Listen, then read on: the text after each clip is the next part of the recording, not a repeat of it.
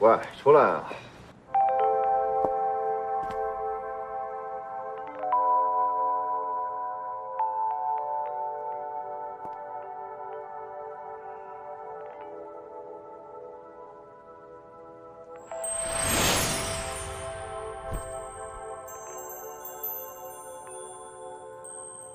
那一个温柔眼神让爱情释放，每一次双手紧扣，心肠也较量。不在乎让现实与理想的重量，你是我的。哎，准备好了吗？都已经准备好了。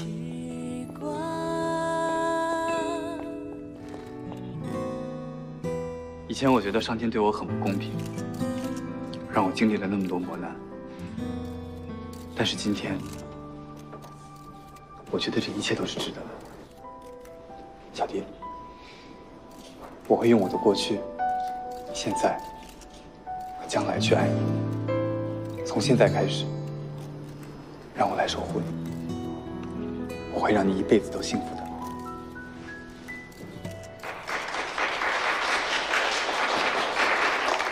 陆先生。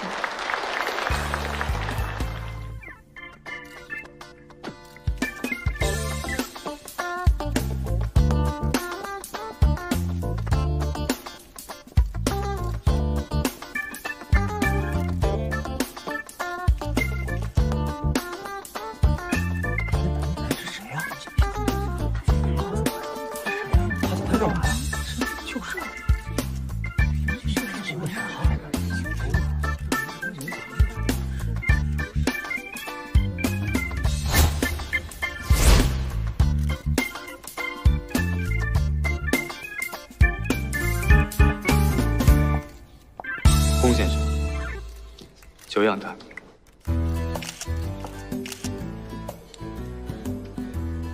施小念，你到底要干嘛？啊，对了，二位不好意思啊，今天我们迟到了，打扰了二位的订婚典礼。你们继续，我们俩随意坐就好。没关系，龚总请多坐。好。啊，对了，今天我还带了一份大礼来送给二位。你说。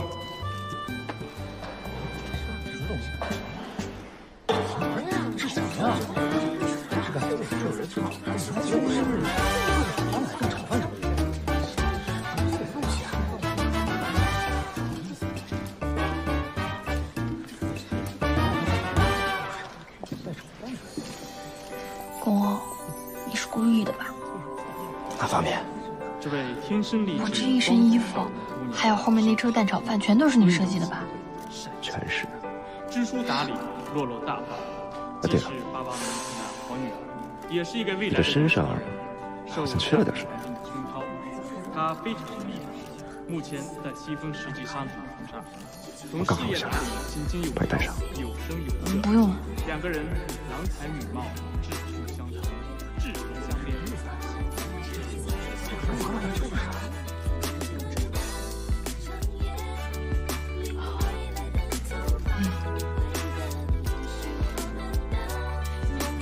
你这样看起来舒服多了。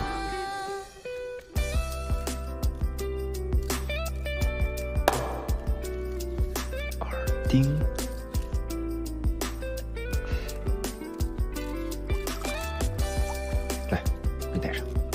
哎，不用了，不用了，我自己戴，要不然你肯定给我耳朵戳个洞。好心当成驴肝肺啊！下次啊，就让你穿得破破烂烂的参加典礼，看你还敢不敢顶嘴。这个男孩子是你新交的男朋友啊？不是，怎么可能呢？他是公欧。公欧？哎，我有印象，最近好像老在电视上、报纸上看过他。 公欧，公欧哦，是吗？嗯，长得不错不错。哎，刚才我看见啊，他给你戴项链的那样子，挺细心的。你们俩到什么阶段了？这妈爸，你们别误会，跟他什么都没有。只不过呢，我和公欧，我怎么了？叔叔阿姨。小公好，那个我们是小念的父母，我爸我妈。小公啊，你好你好啊，以后咱们就是自己人了，来加个微信吧，我找你啊。好。那个我水喝多了，我要上个厕所，爸妈，我先走了，你不走吗？小公啊，阿姨告诉你一个秘密，我们家小念只要一紧张就准上洗手间。别说了，没关系。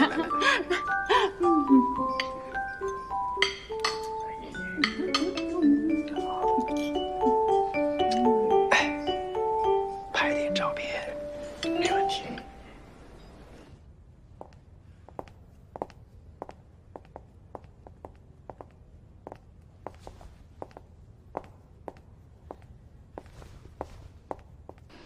不用怕，他们没有追过来。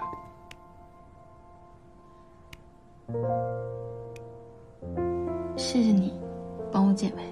你别误会，我不是为了你，我是在帮自己和小迪解围。我只希望你还记得，小迪是你的女儿。千初，从今天起，我们就划清界限。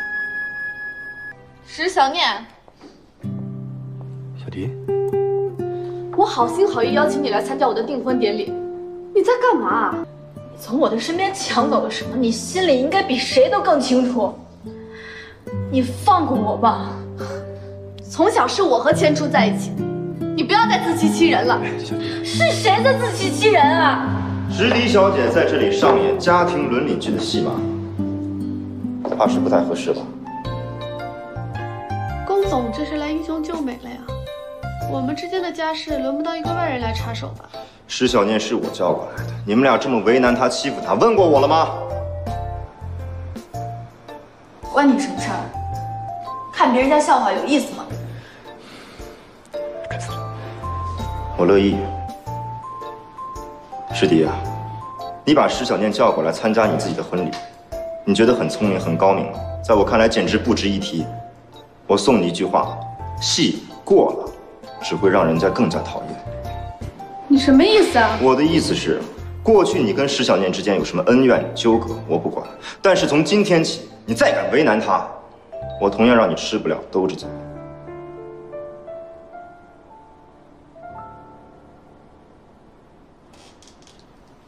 龚先生，你把话说清楚。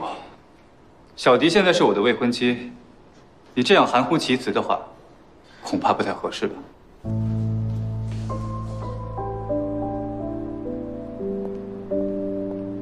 千初，别跟他们说了，有记者在。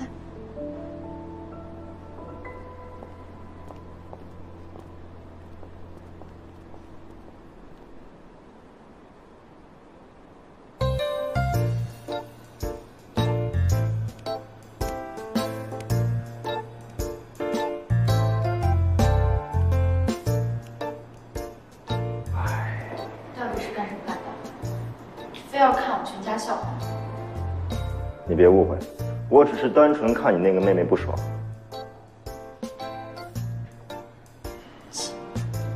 你有的时候做事还挺奇怪的，跟看上去不太一样。你不要想太多啊！我在你心目中还依然是那个爱欺负人的怪兽。我也不想在你心目中留下什么好印象啊。换句话说，不要以为我在你父母面前应和了2句，你就想对我产生什么非分之想。你在我这儿没可能。哦，对了，你这个人能不能有点道德感、伦理感，不要总是缠着你那个妹夫不放。你能不能别胡说八道啊？我才是千初的女朋友。谎话说多了，别人不信，你自己都打颤了吧？还有，你能不能换一身像样的行头？现在我站在你身边，觉得自己特别没面子。神经病！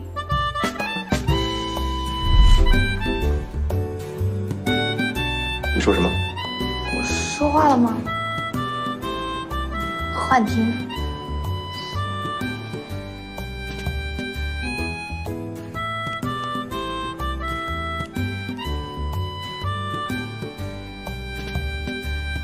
蠢啊！对了，刚才你姐姐跟我说，我16岁那年做手术的时候，她生病了。她说是她让你代替她去照顾的我。那我在手术前跟你说过什么？你一定记得吧？千初，你是相信他不相信我是吗？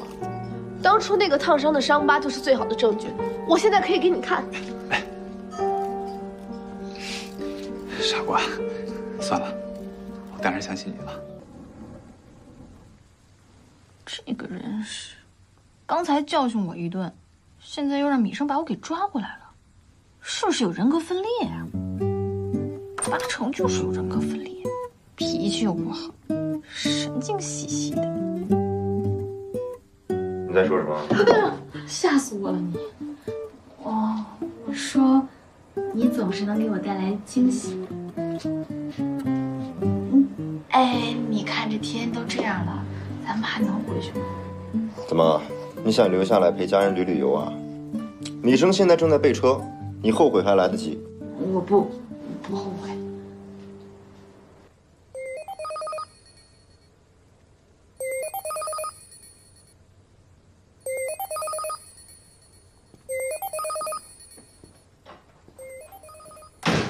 小欧，妈，你怎么想起来给我打电话了？妈妈想你了呗。小欧啊，你听妈妈一句劝，你回到英国好不好？爸爸妈妈现在就只剩下你一个儿子，你理解一下妈妈的苦衷好吗？你回到英国发展事业，也都是一样的啊。妈，NE 这家公司是我和我哥一手创办的，现在我哥不在了，我一定要保住他的事业。还有，我哥的死，警方初步断定是车祸，可是我觉得里面疑点重重，而且我现在也找到了线索性的人物。等这一切水落石出了，我再做其他的决定。真的能查出些什么吗？但是小欧，我也担心你啊。妈，你相信我。好吧，既然你那么有把握，那妈妈就相信你。但你也要答应妈妈，你一定要平平安安的，不管遇到任何困难、任何事情，不要逞强，你不要自己一个人扛，一定要告诉我们。爸爸妈妈永远都是你坚强的后盾，知道吗？知道了，妈，你早点休息吧。小老板，他们酒店这边通知说一会儿会下大雨，咱们晚上走的话，走高速、国道都不安全，所以他们这边建议说岛上所有客人留宿一晚，这样明天早上还能看最著名的日出。只有石小念那个傻子才会念念不忘那个日出吧？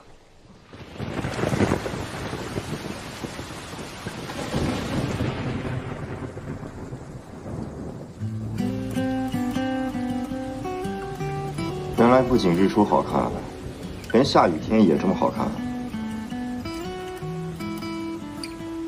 赶紧去睡觉，小心明天起不来把你丢在这里。你这个人真奇怪，好话不知好话讲。跟我顶嘴是没有什么好下场的，不然我现在把你丢进湖里面试试。那我还是去睡觉吧。去哪儿睡觉啊？这里是我的床，你的床不在这儿。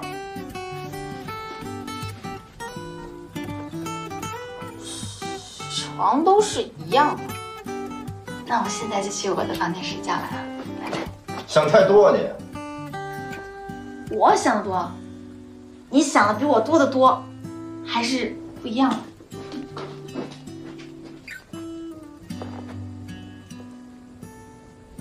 蠢死！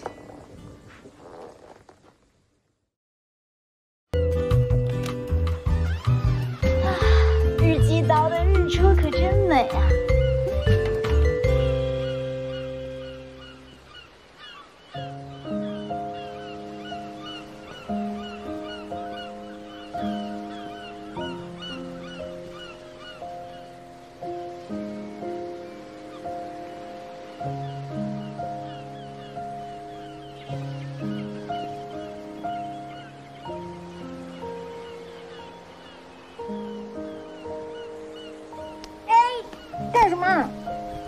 推别人呢？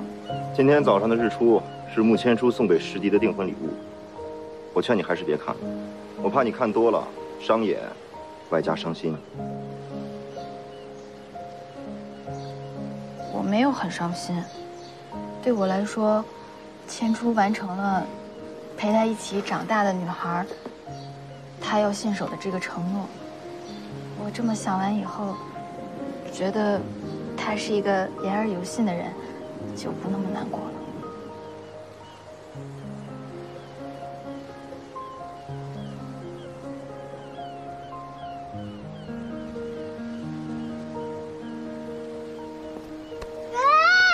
你干什么？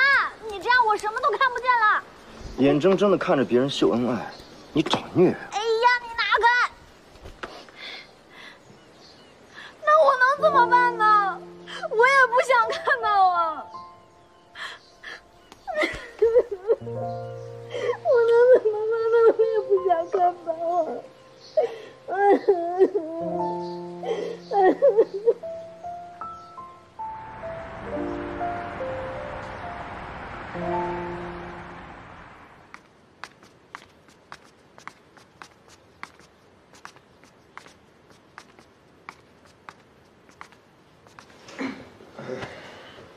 公，谢谢你，谢我。谢谢你带我去穆千初的订婚典礼。我本来是不敢面对的，可是真正面对之后才发现，其实并不那么难放下。我决定开始试着放下过去。回去以后呢，好好的改一改我的漫画，开始新的事业、新的情感、新的生活。你呀，别自作多情。我带你去他的婚礼，纯属只是想看你的笑话，别误会。是，还不承认？反正你帮了我不少忙，无意也好，有意也好，我都是很感谢你的。严控价格体系，集中资源对线上销售进行倾斜扶持，基本情况是这样的。所以今天叫大家过来呢，就是想了解一下你们的想法啊，畅所欲言。Jason， 好，我先说一下我的想法。我觉得我不建议把大部分的资金投入到线上，我觉得还要支付客户的这个线下。哥，不管你做什么，我都听你。你呀，就先做你的好孩子，这种往前冲的事呢，让我来。等我把江山都打好了，都归你。你很快就可以回到正轨，大众也会对我们重拾信心。大家加油！会议就这样，龚总。好，今天就先这样，会议结束吧。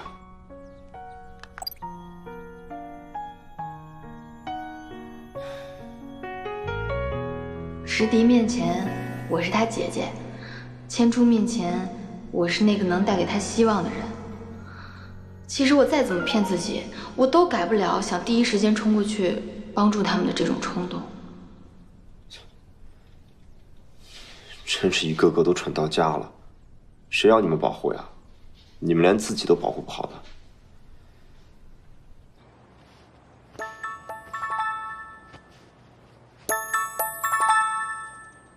哎，小老板，上次我哥那个报废的车子，专家怎么说？哦，对了，他给我发了一份那个事故报告，我发您邮箱了呀。汽车制动系统性能完好，排除人为和机器元素，路况和天气不成为主要的事故原因。难道真的只是意外？但现场出现了石小念的漫画副本，又怎么解释？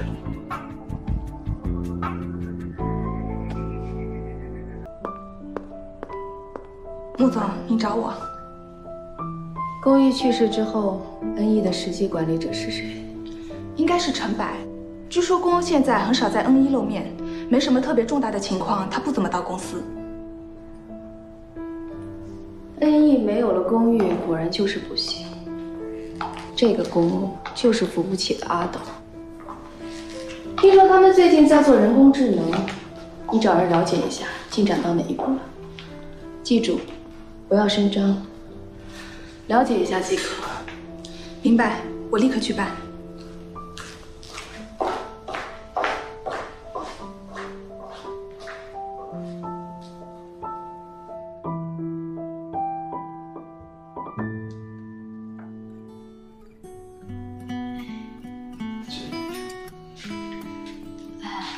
狗，你别生气了，我不干米生的事儿，是我求了他半天才同意我来找你的。我有个事儿要跟你说一下，我该走了，我留下来也帮不上你什么忙，还挺麻烦的。你放我回家吧，好不好？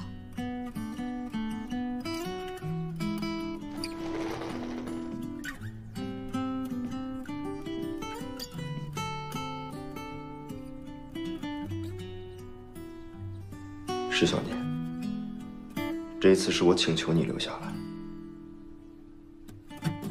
因为你是查清楚我哥哥车祸唯一的线索。我答应过我妈妈，等这一切水落石出之后，我就放弃恩义，回到她的身边。但现在时机不成熟，我不能就这么放弃。放弃恩义？这不是你和你哥哥的心血吗？所以我希望你能够在我这里多待些日子。我不是要求你，而是请求，是拜托，你能帮帮我？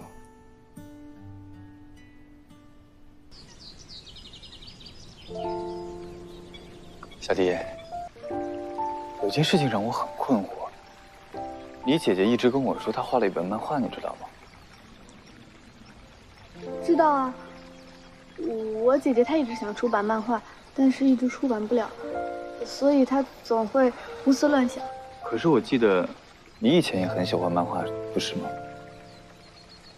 是啊，长大了嘛，人都是会变的。又来，这一顿早饭而已，至于吃这么多东西吗？配备这么齐全，他家厨房也太大了，比我家都大，浪费。不喜欢吃饭，不代表用不着厨房啊。万一哪天我派上用场了怎么办？比如说现在，你有什么问题吗？我就是觉得你吃顿早饭用这么多食材太浪费了。这个随你，我只需要在我上班之前吃到一顿满意的早餐就行了，其他都够。没想到你饭量这么大。还有，这蛋炒饭也太少了吧，根本不够我吃的。下次你多做点。谁知道你只吃蛋炒饭呀？你这么多样，你不多吃点，你只吃蛋炒饭。让你做你就做。你还得吃完呢。你真的不错呀，你不尝尝这些吗？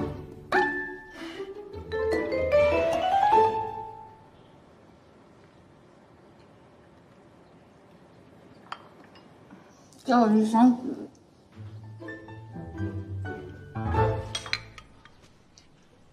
这是关于公寓股份收购提案及协议。这什么意思啊？龚总可以先看看我们的提案书，我们会给出你满意的价格，或者有什么条件，你也都可以提。我不需要，我不允许任何人分割他的股份。那你认为，公寓这部分股权一直悬而未决，就是对恩义负责任的表现了？那我也请你给我们这些股东一个交代，恩义想往哪个方向发展？我哥才刚去世，你就这么着急的瓜分他的股份？这难道是好意啊？你什么意思？什么叫瓜分啊？你们也别费尽心思写这个提案来问我了，我的意见很明确。还有，以后像这样的会议，最好提前预约，否则我有不参加的权利。嗨，各位，今天谈这样的事呢，确实有点为时过早。丸子，前天公欧带我去了千初和石迪的订婚典礼。什么？你去了？你这么大的事儿，你怎么没跟我说呀？我真的是去了以后才想明白了很多事儿。我原来对很多事情都抱有太美好、太好的幻想了。原来我对自己、对漫画、对爱情都盲目自信、盲目期待。哎，都这么大人了，卡里都没点积蓄。哎，你也别这么想。不过你放心，我肯定不会放弃画画的。为了赚足生活低保，为了重拾我的漫画梦想，什么脏活累活我都愿意坚持。加油，加油，加油！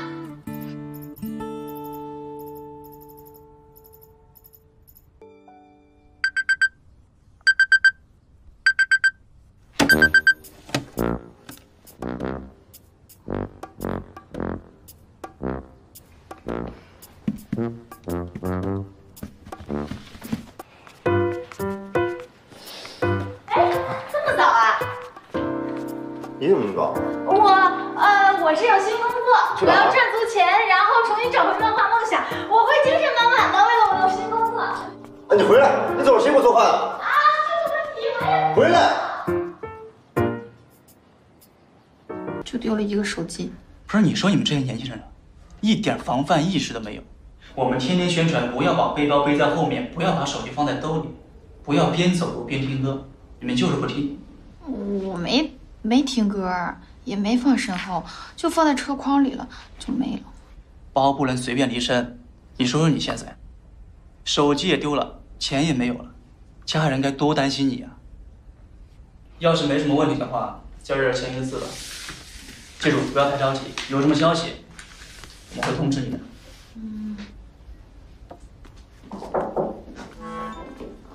哎，公欧，你怎么来了？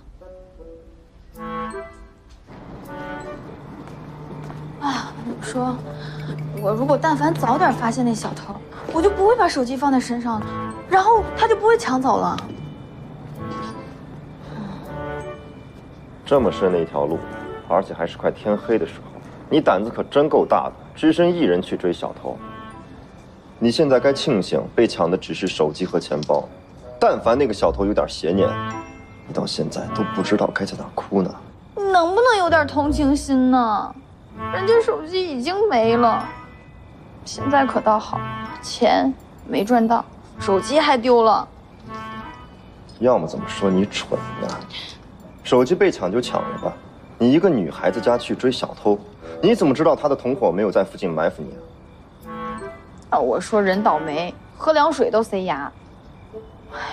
哎，石小念啊，石小念，你简直是太没用了，手机也丢了。工作也没了，你现在是不是除了蛋炒饭以外什么都不能做了？哎呀！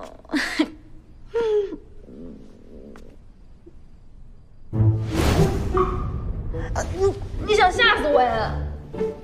谁批准你在我家里大呼小叫的？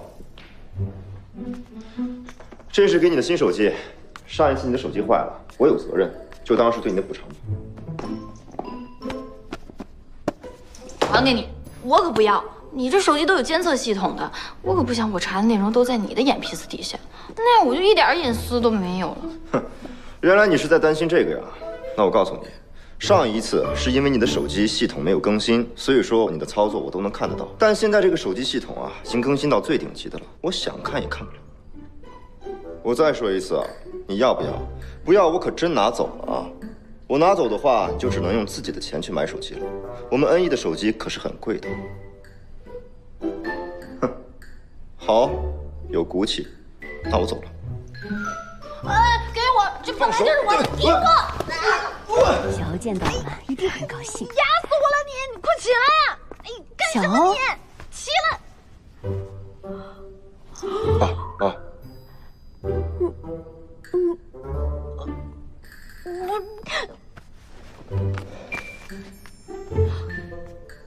伯父伯母好。不是你们想的。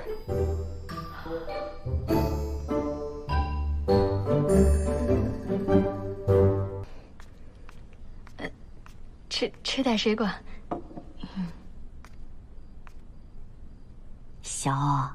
你不打算介绍这么可爱的姑娘给我们认识吗？她是我女朋友。女朋友？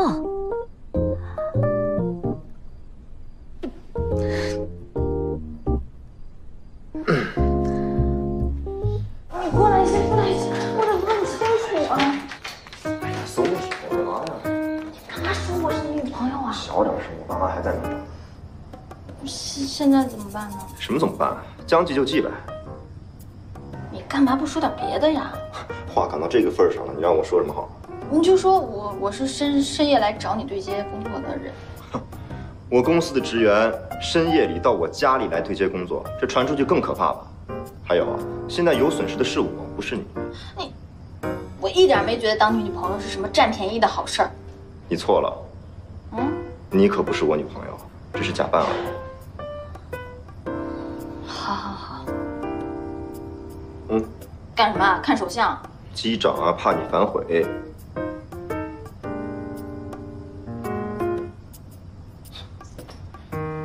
帮我准备一份甜品。占我便宜，让我当你女朋友，还让我给你准备甜品，我给你下药。你的甜品。哎，不吃了。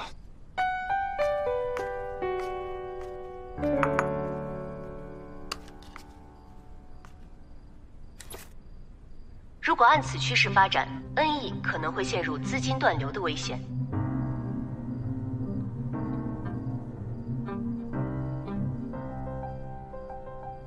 哎，这么晚？你爸妈不是跟你一起吗？他们人呢？米生呢？完了，那我菜做多了。今天吃点菜吧，别老吃蛋炒饭了，你吃不腻，我都要做腻了。我们去打球吧。啊？打球。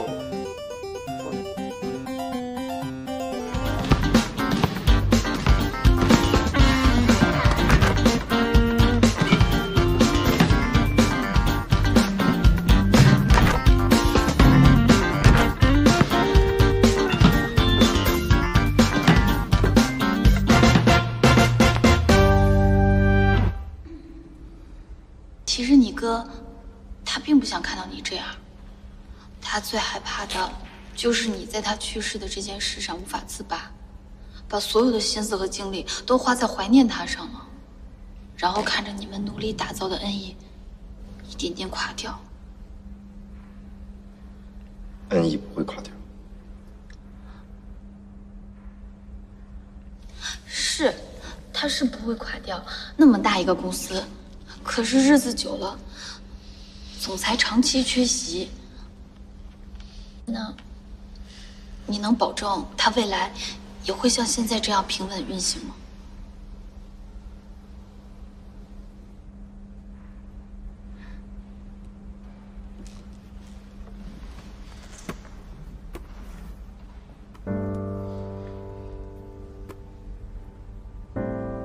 那，继续打吧，你一定可以打赢我。所有目标，只要能够坚持到底。只要方向明确，都会到达终点的。恩义的手机概念是我们共同讨论出来的，它是我们的梦想，所以我不会轻易放弃的。能陪哥哥坚持到底吗？哥，我一定可以。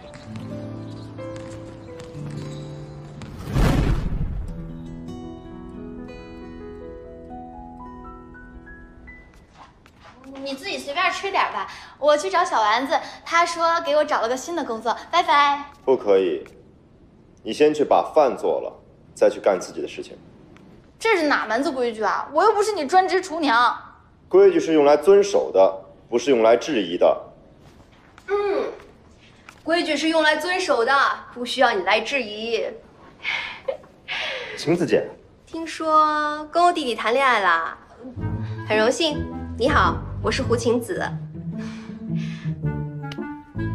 看他从小长到大，第一次听说他谈恋爱了。你可以叫我晴子，我可以叫你石小念。小念你好。你好。他就这臭脾气，你别理他。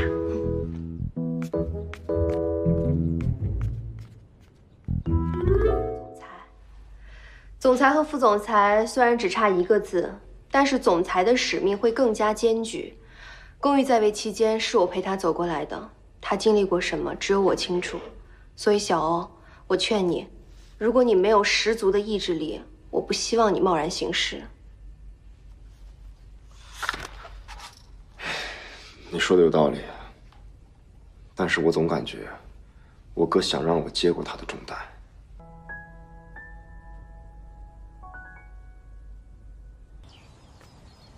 请回电话给我。这么多电话，我有一些以前的事情想不通，想问你几个问题。我在那家日料店等你。你找我，想问什么？我记得你说你喜欢吃烤鸡皮。他已经不喜欢吃鸡皮了。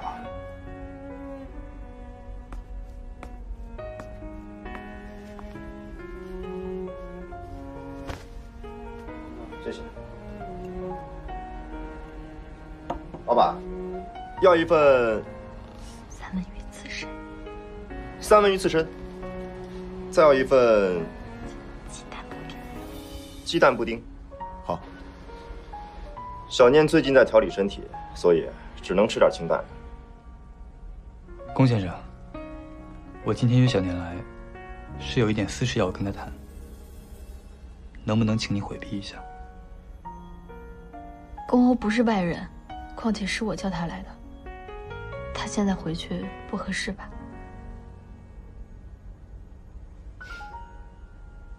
恕我冒昧，请问你们两个究竟是？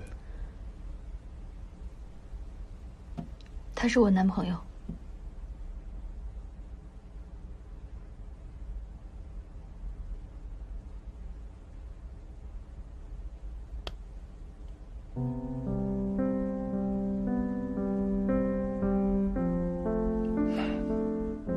那好，其实这次叫你出来，我是想问一下有关我以前的事情。是我偷看了他的日记。我其实一直都很嫉妒他。为了了解你，了解你们过去的事，所以我就偷看了他的日记本，也出于私心，曾经利用这些了解误导了你和你的家人。也正因为这样，所以你对我也有误会。祝你幸福。等一下，我记得你说你画过一本漫画，可以给我看看吗？不可以。小念刚才已经说得很明白了，他不想跟你们再有任何联系。我也希望你们今后不要再纠缠我女朋友。所以刚才他说的，你都知道？我知道你是什么意思。他的一切好的不好的我都知道，但这不会对我产生任何影响。我只在乎我自己感受到的。走。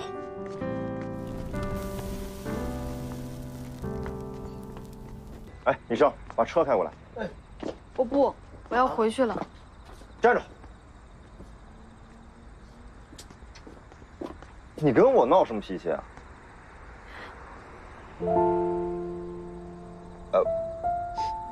喂，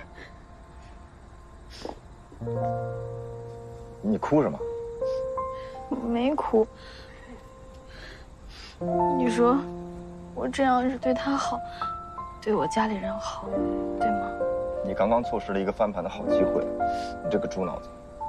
我在你眼里怎么都是猪，做什么都是错的。反正都是些垃圾，趁早跟他们划清界限。照现在看来，以后可以避免很多麻烦，低风险高收入。别哭了，别哭了，别哭了。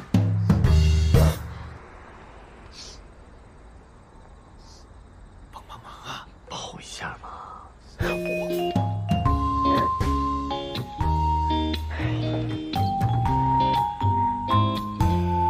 哭了？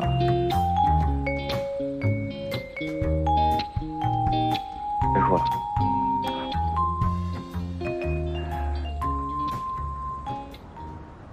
宫欧，股权的问题早该尘埃落定了。如果上次开会你签了字，今天大家也不必再跑一趟了。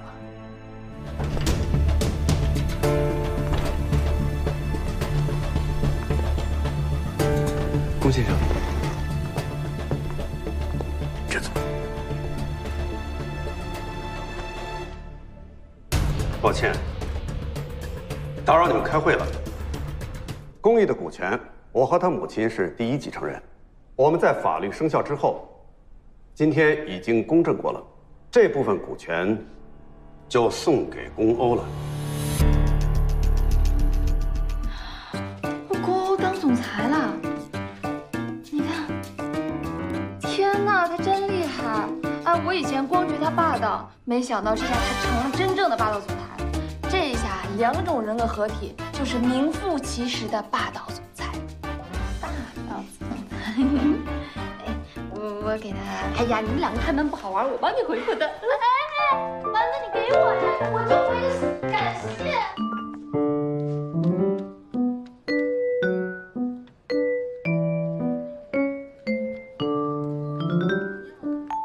什么啊？神神秘秘的。没什么。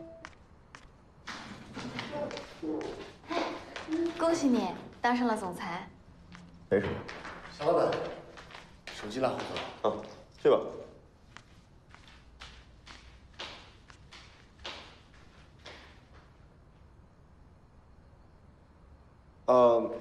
我困了，我先休息一下。我也困了，我要休息了。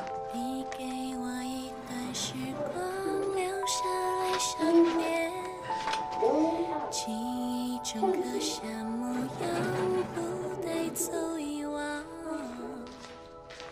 你就像一轮太阳，耀眼的光芒，你是我的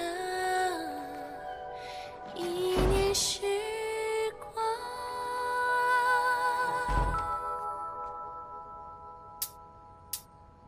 那一个温柔眼神让爱情释放，每一次双手紧扣，心肠也照亮，不再衡量现实与理想的重量。你是我的手机。手机。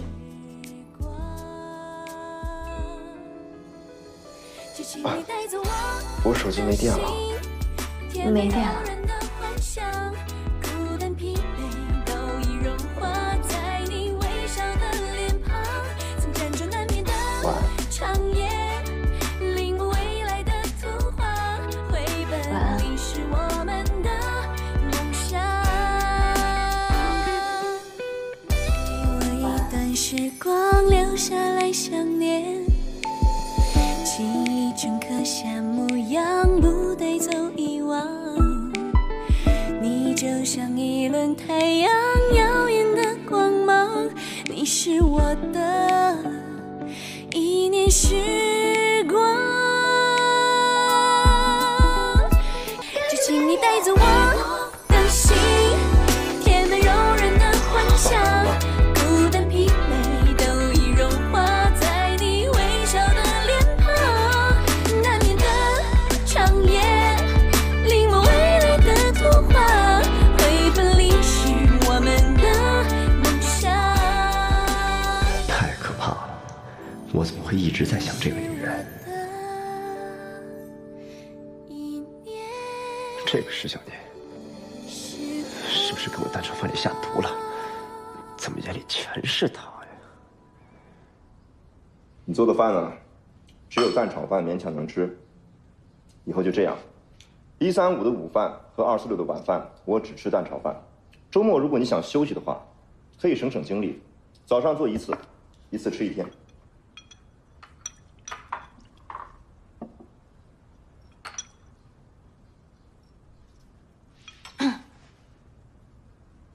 公欧，我有事儿要说。说。我觉得我应该走了。之前留下来是给你做人证，可是我现在觉得我越来越像厨娘了。我觉得我应该回去画我的漫画了，不应该再赖在你家。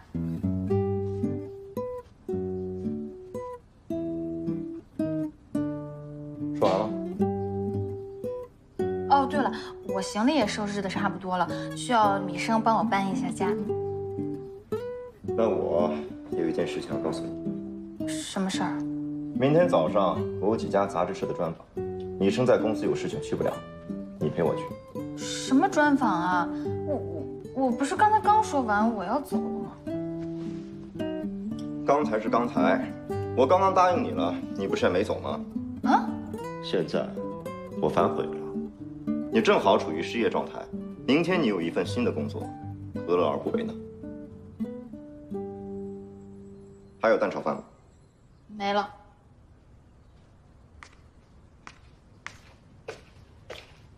哦，对了，下一次蛋炒饭可以多做点。上次我假扮你的男朋友，现在你是不是也该实现你自己的承诺了？去学点甜品。我再问一下，我要陪你去做专访，是以什么身份？是你公司的员工，还是你助理啊？女朋友。什么跟什么呀？我什么时候还有这层身份呢？我爸妈那里说清了吗？穆千初那里你还要解释吗？所以为什么不能假扮我女朋友啊？好。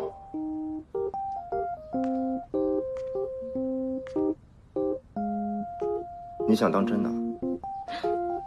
我还没吃完呢。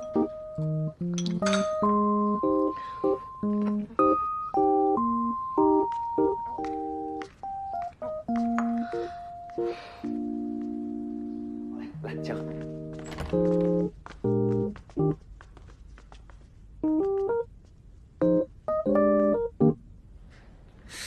龚总，咱们能不能摆一个成功人士非常霸气的那种姿势？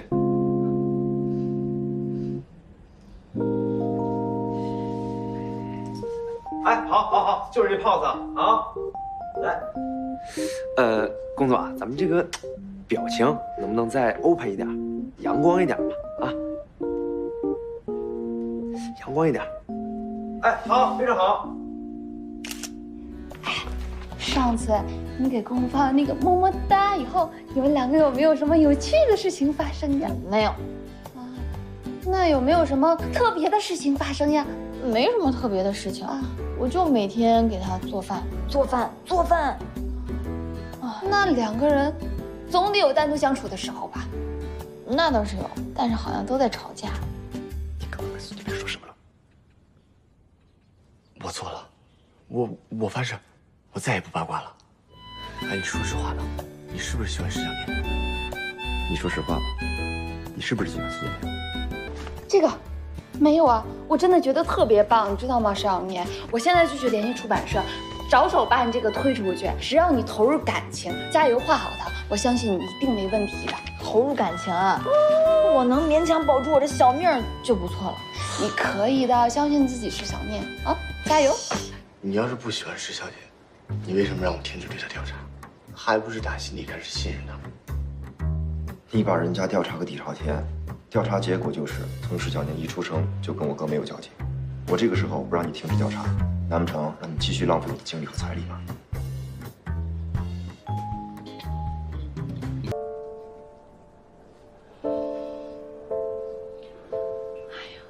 你还不知道吧？你之前公司的那个黄世仁，他要封杀石小念，不让他再出版作品了。什么？人家人脉广，资历深，就你那个小画师，人家凭什么帮他呀？哎呀，这谁呀？啊，大上午坐在这儿晒太阳呢？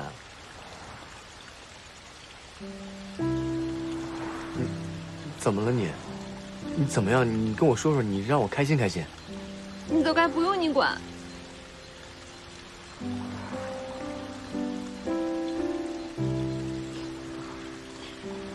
不哭了？没意思，那我走了啊。唉，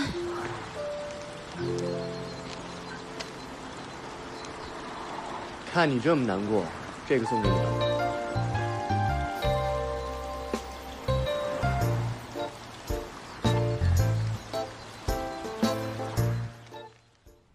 梅秘书，王先生来了。王先生，小老板在里面等您。小老板，王先生到了。让他进来。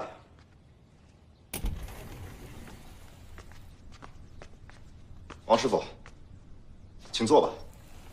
不必了，龚总要给老头子下马威，老头子还是站着听龚总教训吧。当年龚玉挖我的恩义，对我都是恭恭敬敬的。你身后的初代模型，也是我带着团队一块研发的。你一个小孩子，有什么资格对我和我的团队指手画脚？我不管你算内超元老，现在我是恩义的总裁，把你们的壳料方案拿回去重做，不然你和你的团队都给我滚蛋！走就走，别以为大家叫你一声龚总就得意了。跟龚玉的为人处事相比，你连他一个手指头都比不上。嘿！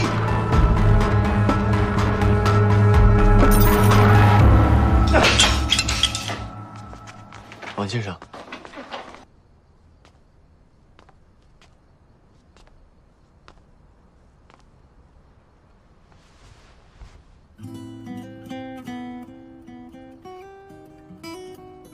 这是什么鬼地方啊？信号都没有。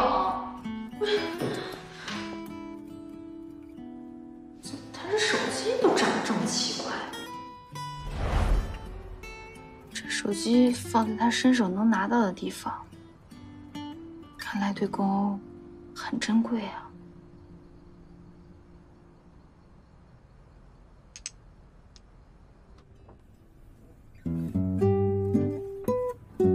公司的内部情况我也不是很了解，但现在是敏感事情，你得小心点。没事的，我会打探清楚情况的。要不还是算了吧。OK 的 ，OK。怎么样？是不是怨念很重啊？没想到连初代的设计师都想辞职，我觉得咱们想修好这个有点难了。哎呀，这回小老板又要熬夜找人事部谈话，又有东西要碎一地了。那总得试试啊，要不然你说这多可惜呀！对，小别人叫来，把姑娘叫来。孙志，要辞职可以，也得一个一个来吧。才一个一个来。咱们一个一个来，门口一起来吧。师傅，你们能不能帮我一个忙？我是龚欧的私人秘书，他派我来的。他说你们有任何要求都可以跟我说。你们是有要求的吧？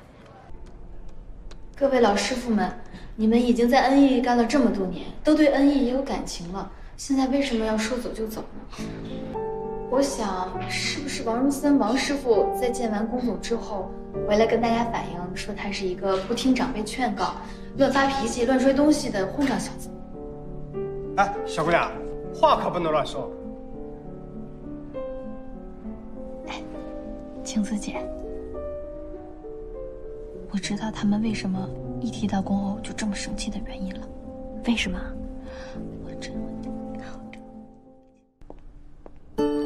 学姐，我等您的那份风度报告可是等了很久呢。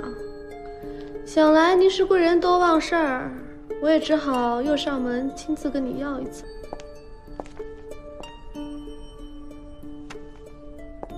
不打开看看吗？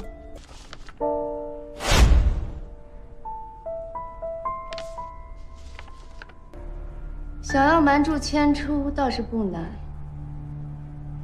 只要你表现好，一切都好说。阿姨，我带了点补品给您和王师傅。啊，谢谢。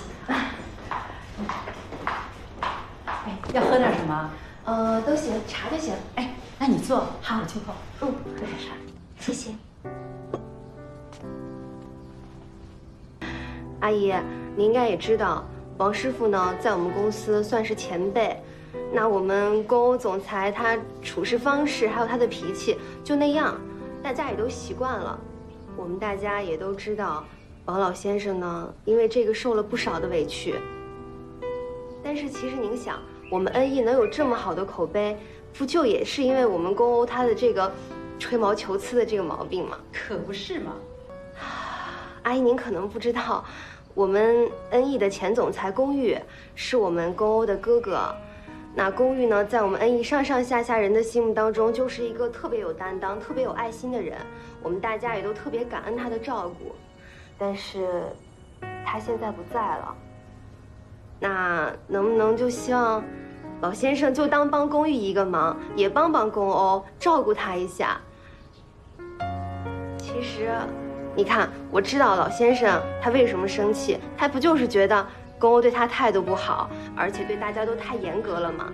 但其实这也是一个优点呀，这说明龚欧这个人他对人对事都很认真负责，从来不会弄虚作假。那我们大家跟着他也都很值得，很放心，对不对？我这次来之前，龚欧也跟我说，如果老先生还是生他的气的话，他就准备亲自来负荆请罪，直到老先生气消了为止。那，阿姨，我今天就不打扰您了，公司还有事儿，我先走了，改天再来看你和王师傅。我感冒好了，明天就可以回去上班。你告诉龚欧，我不跟他毛头小子计较。太像了。石小念，你发微信让我下楼，什么事啊？我给你看个东西，叫我像你。石小念，拿过来。哎呦，你是干什么？要教训你是熬夜神！你别过来，我就站在那儿。我告诉你，我忍耐是有限度的。你就站在那儿，我就说话。定。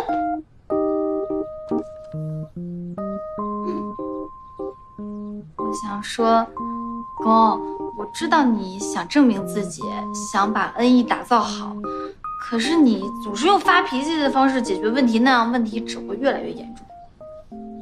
你懂什么？我是不懂，可是我知道你不是一个不负责任的总裁，要不然你就大可以把恩义卖掉，那干嘛劳心劳力的去学习管理呀？你到底想说什么？你是不是蠢呐？被我传染了？我想说，你要学会交流，让大家知道你是怎么想的，让你的员工们都了解明白你的想法，而不是埋头苦干。我哥在的时候，很多他能轻易搞定的事情，到我这里就变得处处都是困难。新官上任嘛，可以慢慢适应，慢慢学。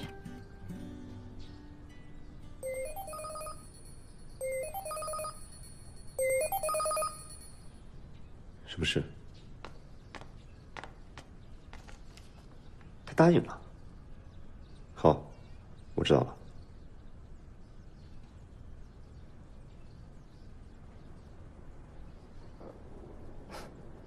刚刚王尔森答应回来工作了。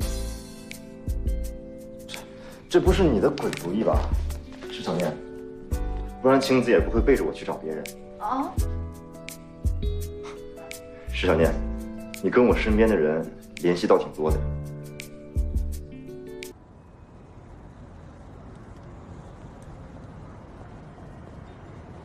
想不到哈，你小姑娘说话还真管用。龚总不但给了假，还给咱们包了机票和酒店，让咱们海外旅游去。是，看来这龚总和他的关系。两位师傅，既然你们的要求已经得到了满足，那可不可以帮我一个小忙？想要修复这个恩义初代模型机，恐怕只有王汝森老师傅有这个技术。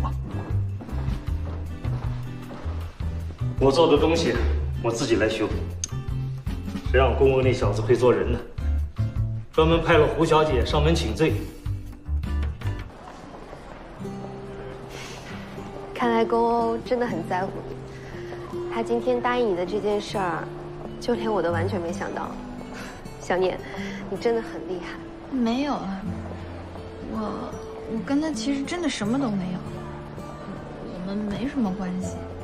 倒是你，最近公司好像都在八卦你们俩。你真的误会了，我跟宫欧才是什么关系都没有，我心里的人是宫玉，我喜欢的是他。现在他人都已经走了，我也只能勉为其难帮帮他弟弟，免得公司被这个偏执狂带垮了。不过现在看来，他似乎有了更好的帮手。哇，小念，宫欧就交给你了，他从小就是这个样子。宫玉走了之后，越来越严重了。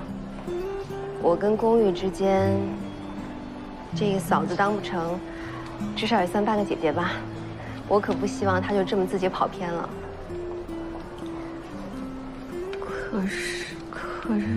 可是我还是别可是了，走吧。我跟你讲啊，当总裁可是很累的。哎，不如你到我们公司来体验体验总裁的感觉。哎，当总裁啊！我也想当总裁，不过我想当的是出版社总裁。我要是能当上出版社总裁，我先把石小念的漫画出版了。你又做白日梦了。有梦想是好的。今天事情有点多，我还在公司呢。你放心吧，药我都吃过，我一会儿就回去了。千初啊，你来这儿吃饭？你管人家来干什么？没吃，打包了点。那你多吃点。人家吃多少跟你有关系吗？哇，那你们也赶快去吃饭吧，我先走了。哎，千初，那个鸡皮回家热一下再吃，要不然对胃不好。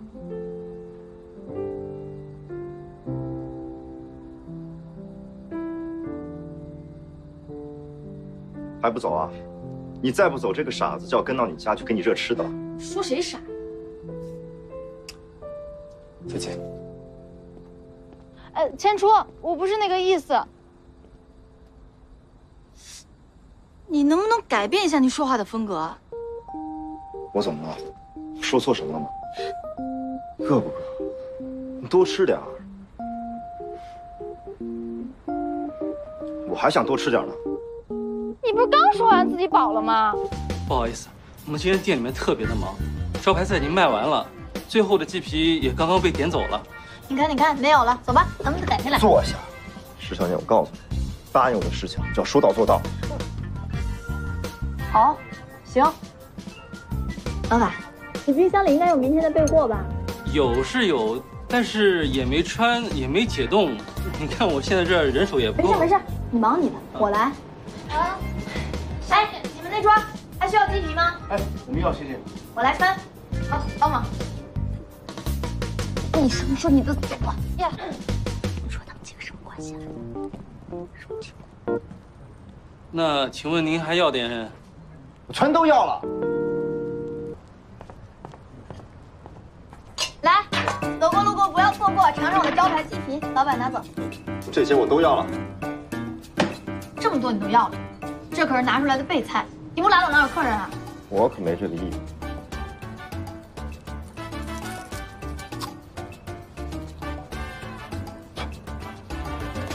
真难吃。公公，你给我站住！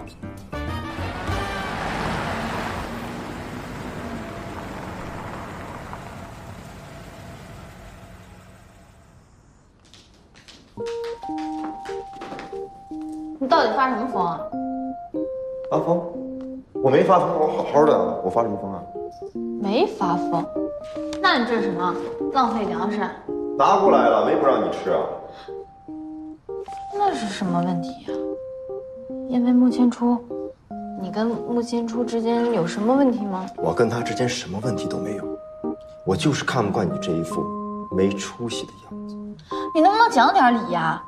就算你是我朋友，也不至于管这么宽呀。之前你让我管，现在又不让我管，把我当成什么？我的事情还不需要你来决定吧？上不上？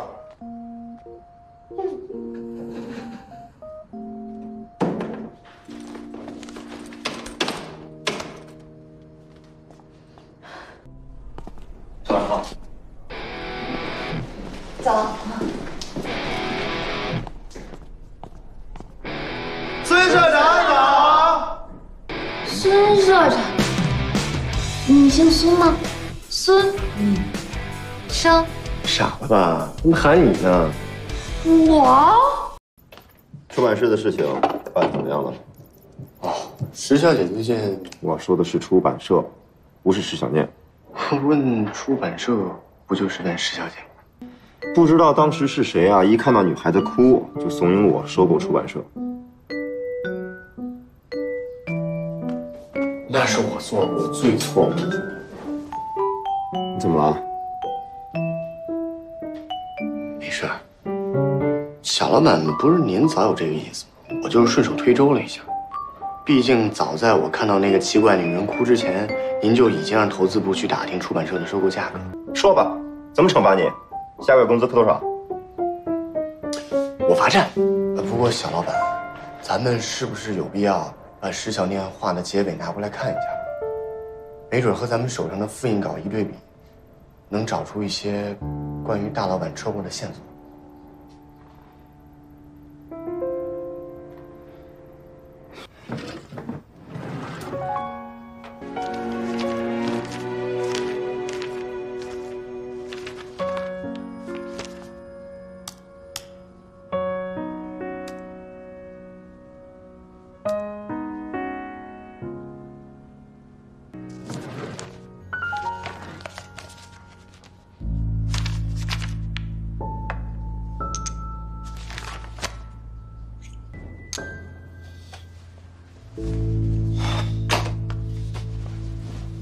一点线索都没有。难道石小念真的跟我哥的车祸没关系？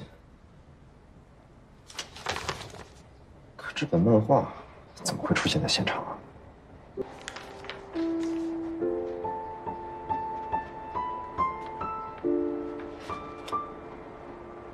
石小念没有撒谎，陪伴穆千初长大的人是他，不是师弟。师弟才是那个家伙。看什么看？觉得饱了？谢谢你阿公，谢谢你帮我投资了出版社，我特别开心感动。不过我觉得你做的有点草率。你别想太多，我投资出版社不是为了你。不是为了我，那你干嘛出钱投资出版社？而且还让丸子做总编，还给我出版漫画，为什么？你想多了，我只是不小心进了你的房间，又不小心打开了你的电脑，然后不小心看到了你画的漫画，结果呢？你画的实在是太烂了。我在想啊，如果靠你自己的话，估计这辈子都没办法出版。我画的烂，你去问问丸子，宇宙细腻无敌，美少女第一人。什么破名字？你果然对自己是盲目的自信啊！那当然。等我吃完饭，那把碗刷了之后，就好好的去画漫画。我现在对我自己的漫画形象非常不满意，你最好为了讨好你的投资方，改变一下自己的画风。还说我？你这个人。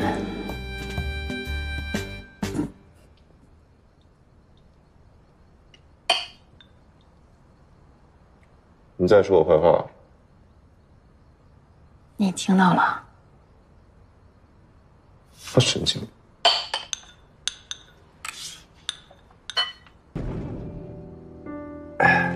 你说什么？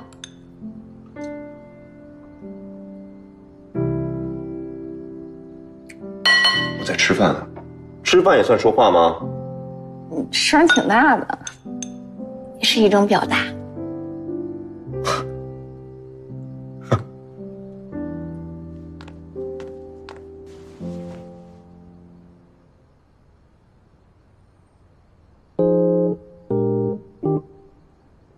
这些我不都删了吗？这怎么都回到桌面上了？狗，这个怪物，偏执狂！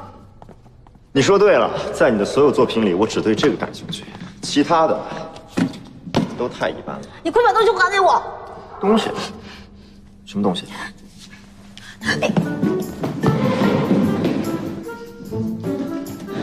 你说什么？没什么，你慢慢玩啊，我先走了。来都来了，害什么羞嘛？你快把衣服穿上啊！这件 T 恤湿透了，我穿在身上非常难受，所以就脱掉了。况且我们俩这么交流，不更是坦诚相见吗？谁跟你坦诚相见啊？变态！我问你，是不是你拿的我的东西？不是拿的，是偷的。笑话，这里是我家，我在我家里找任何东西都算不上偷。况且那个手机模型本来就是我的，物归原主而已。我说的是漫画手稿，就是我画的迁出的那个，明明放在抽屉里，怎么就不见了？就是你拿的那个，绝对不能丢，是唯一的纪念。你签约了出版社，可整家出版社都是我的，所以你的手稿也是我的。至于你的漫画手册嘛，是我拿走了，并且看了2页，的确太一般了。你还看？那是秘密隐私。你一个堂堂大总裁，偷窥别人隐私，还直接偷走，无耻！我再说一遍，这里是我家，我做任何事情都不能算偷。我本来不打算再给任何人看的。哦，是吗？你帮我找回了手机模型，我买了一家出版社给你，这个人情可不算小啊。所以，你打算怎么谢我？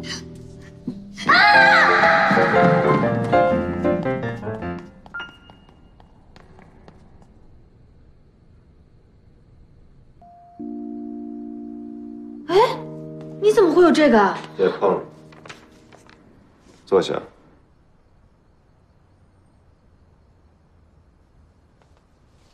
你先回答我的问题，这套复印件你交给过谁？我就交给过出版社原来的黄总编，因为我本来是要出版的，按照流程我得把手稿给他复印啊。也就是说，你把这些手稿交给黄总编之后，这上下2套你就再也没见过是吗？理应是这样的，可是现在我也糊涂了，你是怎么拿到的？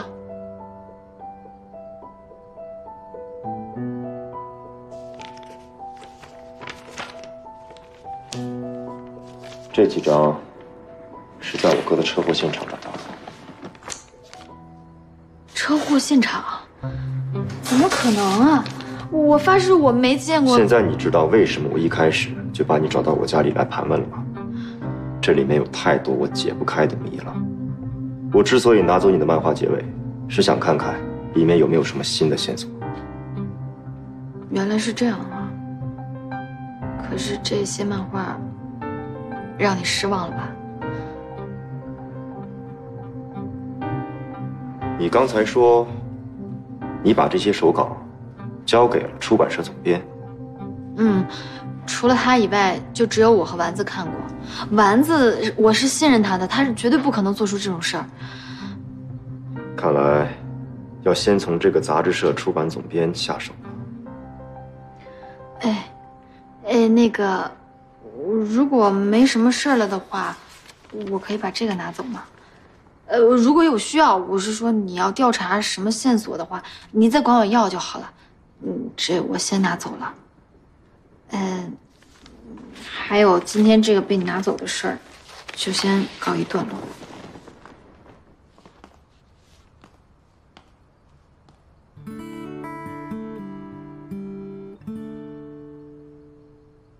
什么？公欧收购了一家出版社，你确定吗？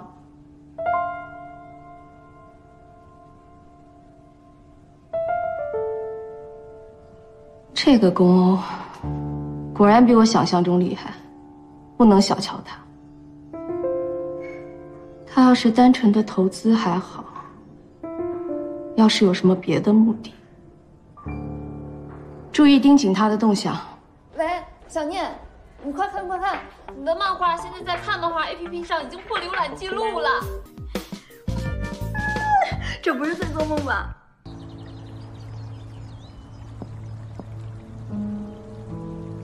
我上次找你，是想通过你打消石小念出版那本漫画的想法，哪怕他把主人公换成我也行。可是你呢？你都干什么了？你对得起我给你的钱吗？哎，我都跟他说了呀，他不同意改了。再说我也没给他出版呢，啊，这不正合你意吗？你还不承认是吧？你自己看，这是什么？当初你给我这本复印件的时候，说好只给我一个人，可是我在别人那儿看见了一份一模一样的，我怎么交代你的？我给你的钱你都忘了？石小姐，这个我不知道。施小念1年前把这个复印件交到我手上。哎，施小姐，你应该知道什么叫复印件吧？复印件的意思就是它有可能复印出上百套，没准他给了别人几套，怎么办呢？施小姐，如果你没有其他事儿，那我就走了，咱们改天再聊。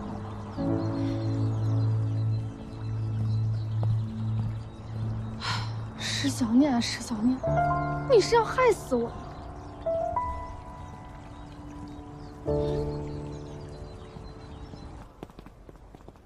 肖老板，都解决了？哎，全部解决了。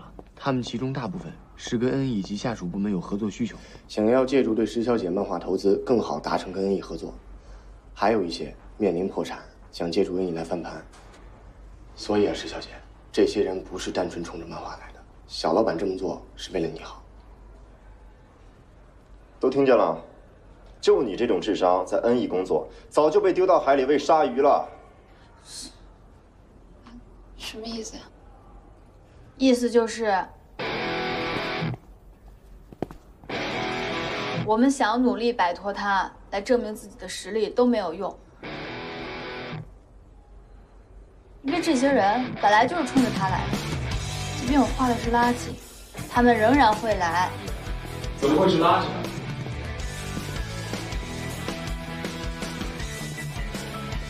我可不允许我一直以来喜欢的漫画家说自己的漫画是垃圾。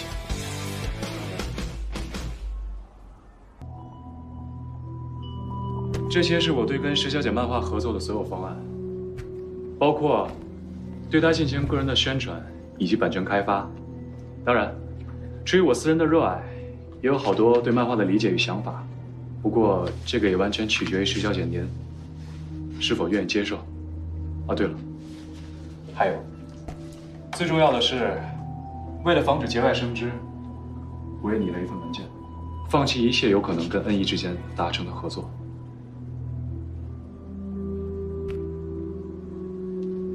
我说过，这里的事情由你们全权负责。